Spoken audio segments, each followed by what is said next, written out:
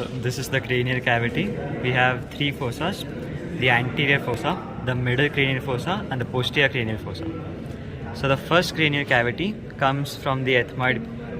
Cranial nerve comes from the ethmoid plate, which is going to be our olfactory nerve. The second nerve is the optic nerve.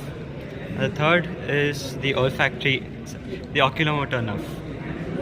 So the third, fourth, and the first part of the fifth, which is the ophthalmic branch of the trigeminal nerve, it comes from the superior orbital fissure, which is located between the lesser wing and the greater wing.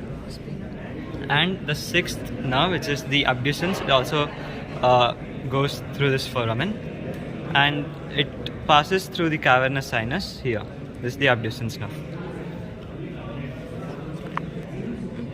So the second and the third part of the trigeminal nerve are the maxillary nerve and the mandibular nerve, passing through the rotundum and the ovale respectively.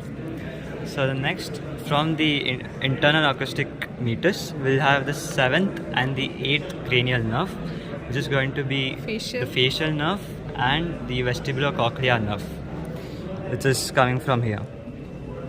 These. And from the jugular foramen, we'll have the 9th, 10th, and 11th cranial nerves, which is going to be the glossopharyngeal, the spinal vagus, and the spinal axillary nerve, respectively. From the hypoglossal foramen, we'll have the hypoglossal nerve, which is the 12th cranial nerve.